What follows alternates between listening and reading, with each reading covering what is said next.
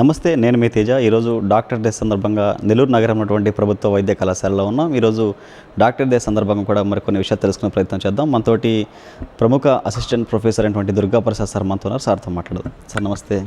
ముందుగా doctor day శుభాకాంక్షలు మీకు. సో ఈరోజు ఏం చెప్తారు సార్? ఎందుకంటే దేశాన్ని అనుభవించుకోవడం ఎంతోమంది వైద్యులు ఈరోజు చాలా ఆనందంగా ఈ రోజుని గడుపుతున్నారు. ఎంత బిజీ షెడ్యూల్ ఉన్నటువంటి డాక్టర్లందరూ కూడా ఈ రోజుని ఎలా ట్రీట్ చేస్తున్నారు, ఏం చెప్తారు ఈరోజు? ముఖ్యంగా అందరికీ డాక్టర్స్ డే శుభాకాంక్షలు. ఈ డాక్టర్స్ డే ఎందుకు సెలబ్రేట్ చేస్తామంటే this is the birthday of doctor B C Roy.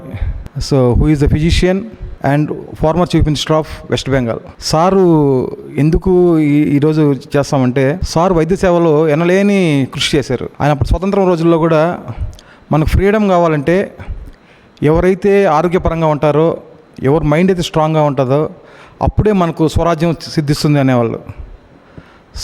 వైద్య సేవలో సార్ల సేవలకు గాను భారతరత్న ఇచ్చారు. అసలు చాలామంది వైద్యులు తన ఫ్యామిలీని కూడా దూరంగా పెట్టి రోగుల కోసం, ప్రజల కోసం కష్టపడుతూ ఉంటారు. మనం చూసే ఉంటారు, కరోనా వచ్చిన టైంలో వైద్యులు ఎంత కష్టపడ్డారో అసలు ఇంట్లోకి పోకుండా. చాలామంది కూడా ఇన్ఫెక్షన్స్ వచ్చి చాలామంది డాక్టర్స్ కూడా చనిపోయారు. కానీ వాళ్ళకి అవన్నీ ఏమీ పెద్ద బాధ అనిపించదు అనమాట. ఒక వైద్యుని ఒక రోగిని ట్రీట్ చేస్తేనే డాక్టర్స్కి ఎంతో ఆనందం, ఒక సంతృప్తి, ఆత్మసంతృప్తి కలుగుతుంది. కానీ కొన్ని దురదృష్టకరమైన సంఘటనలు ఏంటంటే వైద్యుల మీద చిన్న చిన్న సంఘటనలు అనమాట. కొన్ని హాస్పిటల్ మనం చూస్తూ ఉంటాం, వైద్యుల మీద చేసుకున్నారని, వైద్యుల మీద గాయపరిచారని. ఏ వైద్యుడు కూడా పేషెంట్స్ని సరిగ్గా ట్రీట్ చేయకుండా అయితే ఉండరు. ప్రతి ఒక్క వైద్యుడు పేషెంట్ని 100% డెడికేషన్తో ట్రీట్ చేస్తారు. సో మనం ఈ సంవత్సరం థీమ్ ఏంట్రా అంటే behind the mask who heels the healers. కాపాడేది ఎవరు అని. సో ప్రజలందరూ కొంచెం వైద్యుల్ని వాళ్ళు చేస్తున్న శ్రమని, కృషిని గమనించాలని కోరుకుంటున్నాం.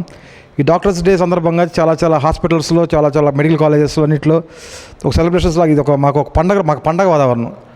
అందరికీ హిందువులకి సంక్రాంతి, దసరా ఎట్లో, క్రిస్టియన్స్కి క్రిస్మస్ ఎలాగో, ముస్లిమ్స్కి రంజాన్ ఎలాగో, డాక్టర్స్కి ఇది మాకు ప్రౌడ్ మూమెంట్. సో ఇది మా రోజు, మేము సెలబ్రేట్ చేసుకునే రోజు. సో అందరికీ డాక్టర్స్ డే సందర్భంగా మరొకసారి కృతజ్ఞతలు, శుభాకాంక్షలు తెలియజేస్తున్నాం. ప్రజెంట్ డేస్లో వైద్య రంగం ఎలా ఉంది? ఎందుకంటే చాలామంది వైద్య రంగం వైపు వచ్చేందుకు యువత మొక్కు చూపుతున్న పరిస్థితి ఎలా ఉందంటారు? అసలు గతంతో పోలిస్తే వైద్య రంగం చాలా ఇంప్రూవ్ అయిందండి. ఇప్పుడు ఇంతకుముందు అయితే గవర్నమెంట్ కాలేజెస్లో ఇన్వెస్టిగేషన్ బ్యాకప్ సరిగ్గా ఉండేది కాదు ఓల్డర్ డేస్లో. ఇప్పుడు ప్రతి ఒక్క ఇన్వెస్టిగేషను మన హాస్పిటల్స్లో ఉంటుంది. చిన్న ఏది మన జీజీహెచ్లో తీసుకున్న ప్రతి diagnostic investigations like serum electrolytes, ABG, blood urea, creatinine అన్నీ ఉంటున్నాయి. చివరికి CT scan, MRI scans, echo, 2D echo, ECG. So రోగి, ఒక పేద రోగి గవర్నమెంట్ హాస్పిటల్కి వస్తే ఏమి ఇక్కడ ట్రీట్మెంట్ జరగదు, ఇక్కడ ఇన్వెస్టిగేషన్ జరగదని పోయే పరిస్థితే లేదు. ఇప్పుడు కార్పొరేట్ హాస్పిటల్లో దాని ధీటుగా మన గవర్నమెంట్ వారు ఇచ్చిన సదుపాయాల వల్ల అసలు చాలా మెరుగైనవి. అసలు ఇక్కడ హాస్పిటల్స్లో బాగా ఇంప్రూవ్మెంట్ ఉంది.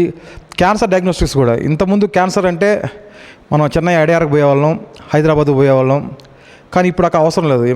మనం హాస్పిటల్ రాగానే ఇక్కడే డయాగ్నోస్ చేసి ఇక్కడే ట్రీట్మెంట్ ఇక్కడే చేస్తున్నారు. అసలు చాలా ఇంప్రూవ్మెంట్ అవుతుంది.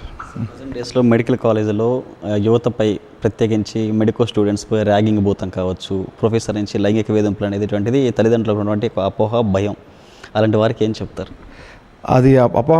మా కాలేజీ వరకు సంబంధించి మాత్రం మా ప్రిన్సిపల్ మేడము అందరినీ ఇప్పుడు ఇన్ఛార్జ్గా పెట్టేశారండి. అసిస్టెంట్ ప్రొఫెసర్స్ని ప్రతి కాలేజ్కి, ప్రతి ఇన్ఛార్జెస్. అసలు ర్యాగింగ్ అనే ఛాన్సే లేదు. కొంచెం చిన్న ర్యాగింగ్ మూమెంట్ వచ్చినా కూడా వాళ్ళ మీద సివియర్ యాక్షన్ తీసుకుంటున్నారు. లైంగిక వేధింపులు అట్లాంటివి ఇక్కడ ఏమీ జరగవు. అసలు హ్యాపీగా ఉండొచ్చు మెడికల్ కాలేజ్లో అనేది. వైద్య విద్య వరకే ఉండొచ్చు. మిగతా యాక్టివిటీస్ అన్నీ ఇక్కడ ఏం జరగట్లేదు. మృదు స్వభావంగా ఉన్నటువంటి డాక్టర్స్ అందరూ కూడా ఒక్కొక్కసారి యుద్ధ సైనికుల్లా మారిపోతారు.